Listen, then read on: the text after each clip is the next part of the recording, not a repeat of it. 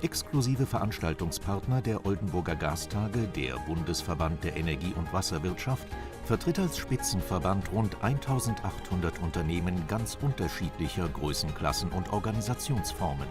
Das Spektrum seiner Mitgliedsunternehmen reicht von lokalen und kommunalen Betrieben über regionale bis hin zu überregionalen Anbietern.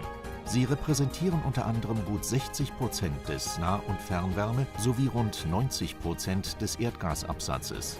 Wir haben mit dem BDEW-Präsidenten Ewald Woste gesprochen.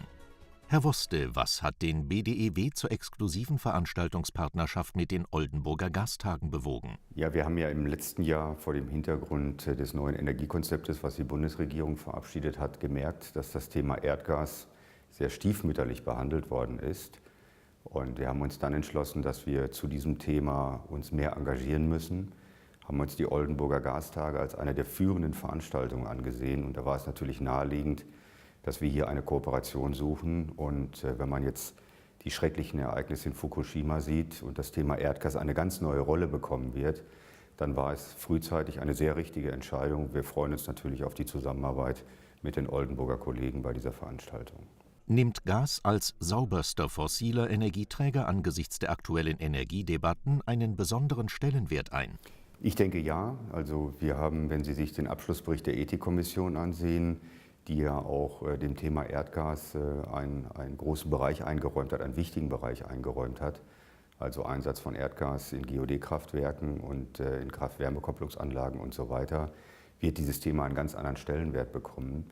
Und insbesondere der Ausbau von GOD-Anlagen wird notwendig sein, damit wir den Energiewandel, so wie er jetzt hier eingeleitet werden soll, mit dem Ausstieg aus der Kernenergie funktionieren kann. Also rundherum, das Thema Erdgas wird eine ganz andere, eine viel wichtigere Rolle bekommen, als es in der Vergangenheit der Fall war. Welchen Stellenwert hat das Gastagepartnerland Großbritannien im europäischen Gasmarkt? Also ich finde den Partner sehr spannend, muss ich sagen, weil Großbritannien ist ja eines der ersten Länder gewesen, was sich auf der einen Seite sehr intensiv mit dem Thema Privatisierung auseinandergesetzt hat, auch Privatisierung in der Energiewirtschaft, aber auf der anderen Seite auch ganz spannende Regulierungserfahrungen gemacht hat. Und von daher bin ich sehr, sehr gespannt auf die Vorträge der Kollegen. Ich hoffe, dass wir ein bisschen was lernen können von den Erfahrungen dort, sowohl Positives als auch Negatives. Und die positiven Erfahrungen, die sollten wir dann natürlich in die deutsche Diskussion einbringen. Benötigt der Markt einen aktiveren Wettbewerb aufgrund der steigenden Energiepreise? Ja, wenn man sich mit Wettbewerb im Gasmarkt auseinandersetzt, muss man sich, glaube ich, mal die unterschiedlichen Stufen ansehen.